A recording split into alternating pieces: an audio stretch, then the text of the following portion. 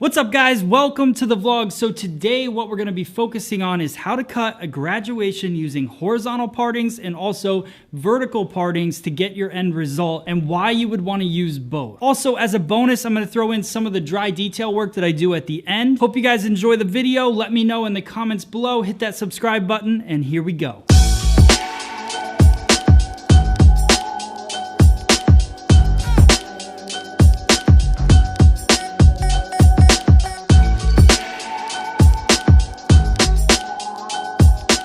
All right guys, so I'm going to start off, I'm going to have Carly just kind of brush through the mannequin using the brush vertically. So this is the Ergo paddle brush. Using that brush vertically helps detangle the hair. And then I go in with the Paul Mitchell Neuro Prime. This is a blowout primer basically, and it's a heat protectant. So I put that throughout the hair. Then I go in with my Invisible Wear Memory Shaper. That is a medium hold gel-like product. The reason I like using this on a haircut is it helps keep my sections clean, and then also putting it in prior to the haircut helps me get even saturation throughout the hair as I go through and cut it, and then when I go to blow it dry, I get the hold and shine that I'm looking for. So the last thing, we're gonna get into the sectioning. So the sectioning for this haircut is a center parting, and then we go straight down center back. Then I go in and create almost like a triangle section in the very front. The reason I like creating that triangle is because when you're cutting a bob, it's all about the natural fall to me. So when that triangle section of hair actually is hair that wants to fall forward, so I separate it from the rest of the hair that wants to fall onto the sides. So I hope that makes sense to you guys, but we will get into that more towards the end of the cut when we actually cut that section. Now the next two sections that I create are both on the side of the head. And basically what I'm doing is those side panels want to fall straight down to the side, so I section them away. Sectioning is so important when you're going through a haircut. It's not about creating fun shapes and all of that. Every section that you make in a haircut should have a purpose. So I go through, those are two vertical rectangular panels that want to fall straight down, and we're going to use that later in the cut. Okay, so now we're going to go straight down center back, basically separating those two sides. Then I go straight across the occipital bone to right behind the ear. Now we're going to be doing a horizontal bob, so I want to work with horizontal lines as I go through and section it. So I'm going to do that on both sides. I also like to work back and forth when I cut a bob because I like to make sure that both sides are balanced. Some people like to cut just one side, then move to the opposite side. I like to go both at the same time. And then now what you're going to see is I do a little tap with the scissor, which kind of bevels the hair in, and it shows me where the hair is going to sit best, right at the nape of the neck.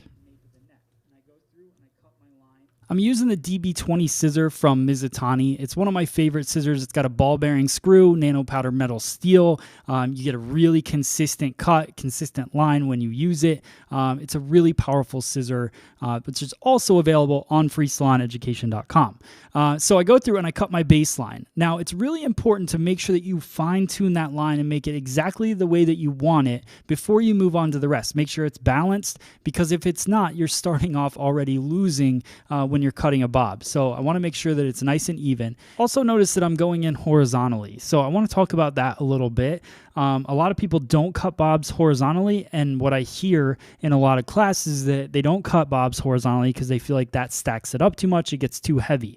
Well, the reason that happens, and the reason I'm not going to do this entire cut horizontally, is because once you get above the occipital bone and you're cutting horizontally, your hand tends to want to sit lower on the head. Okay, so another thing that I want you guys to pay attention to is as I over direct the hair back, when it gets to the corner, you'll see that there's a little bit of a disconnection. That disconnection I want to happen because I'm over directing the hair back, passing where you would think would be the guideline, where a lot of people would kind of tuck their hand in, but that's how you end up with a hole. So I like to over direct everything back, create that disconnection, then go in and fine tune the line again, following that guideline that we created from the beginning. That's just a technique that I like to do. It saves me from ever having a hole in the haircut, and it just pushes that little bit of extra weight where it would be a little bit weaker that I can go in and detail after I cut it. So now I go in, take another section. I move about an inch up the head shape, half inch if they have high density, and then I continue taking horizontal panels. I'm working my way all the way up the head until I get to the low crown. Then I'm going to switch to vertical partings. So just taking a little bit of the new hair, a lot of the old hair, just bringing that into my hand, finding a clean guideline, and again, creating that square back. So just a straight line in the back, which creates that disconnection behind the ear, which you can see as I drop it right there. But then I'll go in and fine tune it and cut my line afterwards. So horizontal section, see the elevation coming off. If you notice where 90 degrees would be coming off of that section, I'm at about 45 degrees. That's a nice medium graduation. So that's the consistency that I want throughout this entire cut. Extra over direction, the head shape around the ear kind of peels in, so you get that extra over direction, which creates that disconnection at the bottom. And then I'm going to go through and I'm going to fine tune it. Also notice that I had a little small hair that was missed in that part of the cut. So I go back and I cut it the exact same way. I don't just chop off that piece of hair when I see it fall down. And now I clean off that disconnection, gives me a nice thick feeling right behind the ear. And you can see that we're creating a very nice balanced shape. So now I want to break up this section, but I'm going to start working vertically. And the reason I want to work vertically is because if I continued to work up the head shape horizontally, my hand would want to fall down. And if my hand drops, my elevation drops, and then I end up with too heavy of a bob in the end result. So I go in vertically because that allows me to really focus on the weight distribution in the vertical part of the haircut. So how much do I want to stack this bob up? How light do I want it to be? Do I want it to be layered? Do I want it to be more graduated? I can really control that. Now the hard part becomes controlling your over direction. So as I take each vertical parting, I want to make sure it's coming straight back from the head, just like I was doing when I was cutting it horizontally, so I still continue to get the same exact shape, using the bottom part of the haircut as my guideline. So now you'll see that I kind of create my own line because I still don't want to follow that curve down. So I still create a disconnection that I can go in and then clean off later on.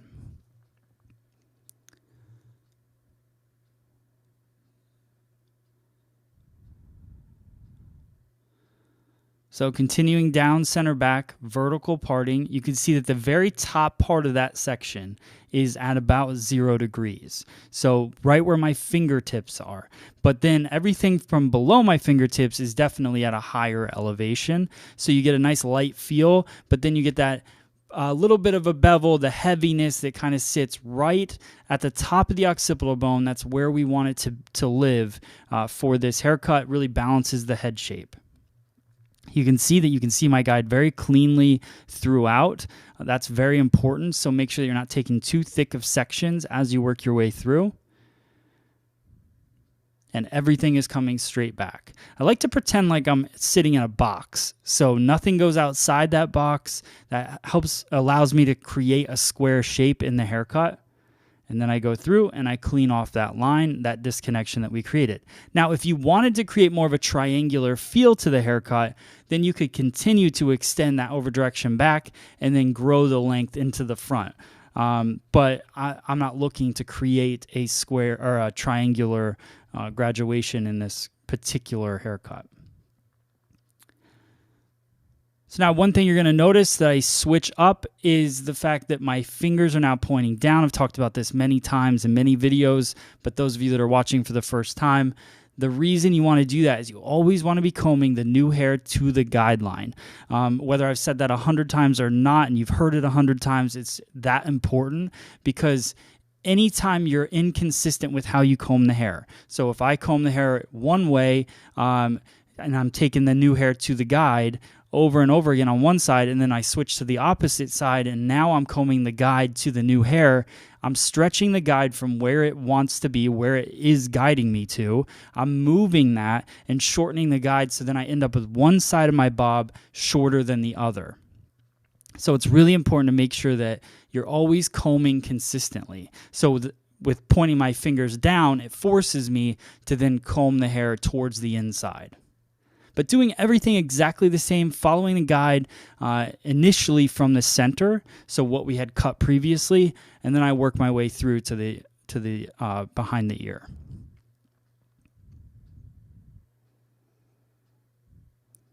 Go through and I check horizontally just to make sure that my line looks good. It should look square in the back. It shouldn't have any angle to it when you pull it out. If it does, then you got to go back through and cut it. You don't want to just cut that top portion that you check horizontally, because then you're not cutting the rest that's underneath it. So you want to make sure if your cross check, your horizontal check on this particular part of the haircut, if it doesn't line up, then you got to go back through vertically and fix it.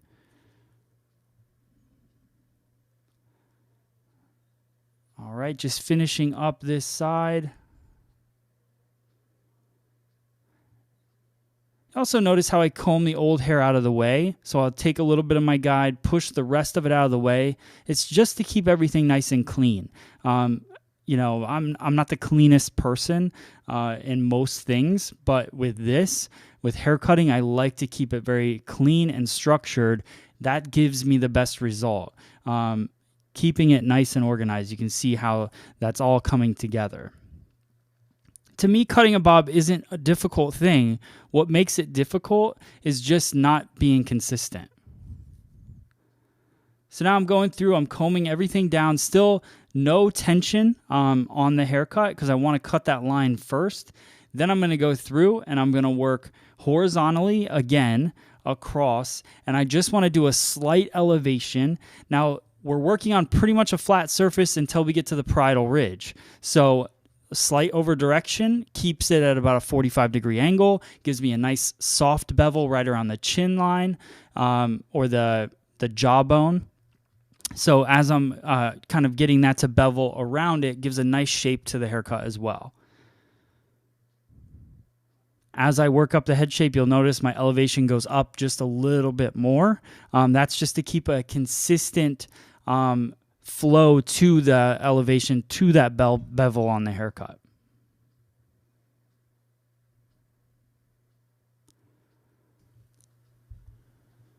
So you can see that's pretty much the end result of the right-hand side. Now you can see the consistency in it. You can see that it follows that jawline really well.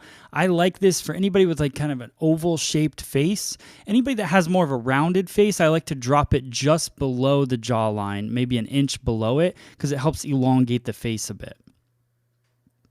Also, somebody that has a square face works really well to drop it a little bit below as well. So same thing on this side, 45-degree elevation, working my way up the side of the head.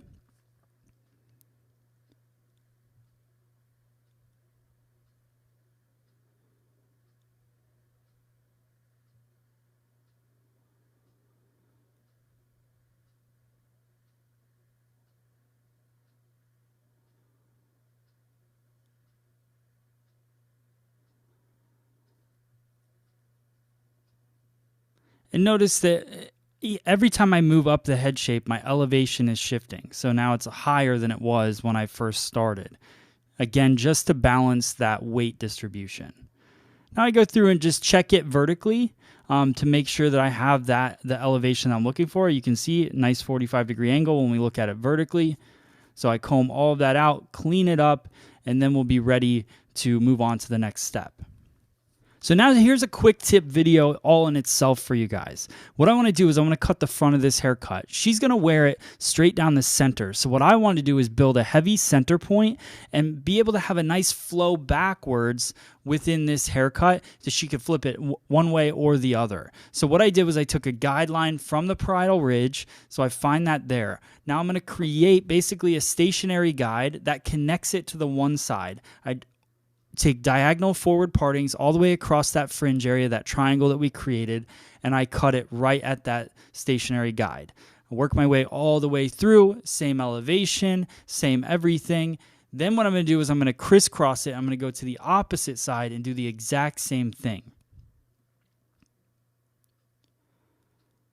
So you can see my elevation doesn't change, still cutting palm to palm.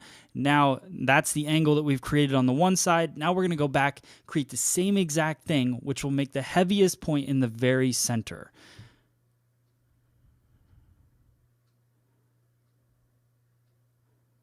So still diagonal forward parting, over directing it to a stationary guide and working my way through. It also balances both sides because you're taking a guide from each side and then you're connecting the whole thing together. So you can see how the heaviest point is right in the center. So when she brushes it back, she's going to wear it down the center, but she could flip it from side to side, but it gives it a nice flow and a nice even feel to the very front. So now we're going to use the Paul Mitchell Neuro Halo blow dryer. This is a really cool blow dryer because it has a fully digital top, which has all the heat settings, the airflow setting, the ion settings, and you can adjust everything through it. It's also got a magnetic air filter in the very back of the blow dryer, and it gives you an alert when it needs to be cleaned. So you just pop that magnetic filter off, clean it up, and you're good to go. That's probably the biggest destroyer of a blow dryer is not keeping it clean. This blow dryer makes it nice and easy. So I'm using my Ergo paddle brush, also available on freesaloneducation.com. I'm flat wrapping it around. Then I'm going to go in with the new Neuro Halo iron to smooth out the style. Then I'm going to go into a little bit of detail work dry in this haircut as well.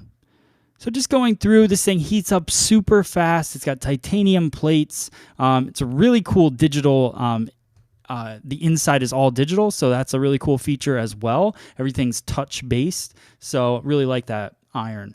Now I go through, I'm using, again, my DB20 scissor, and I'm working the perimeter line of the haircut. So this I already cut wet, so I have a pretty good line to start with. So I just want to fine tune that line going through and detailing it. Now I think a lot of people cut corners on this kind of stuff and they don't do all this detail work.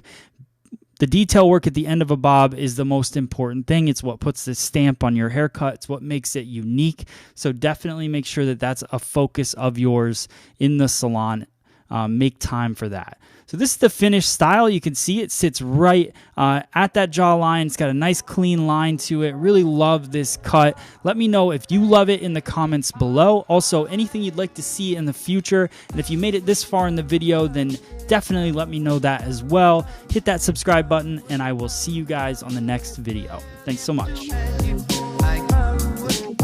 Alright guys, like always, if you liked the video, then make sure you hit that like button, share this video with all of your friends out there, and if you're looking to buy some new hairdressing tools, go to freesaloneducation.com. You can get Mizutani scissors, YS Park combs, clips, brushes, everything that you need to be a professional hairdresser, you can get on freesaloneducation.com. Thank you guys so much for watching, and I'll see you on the next video. Thanks.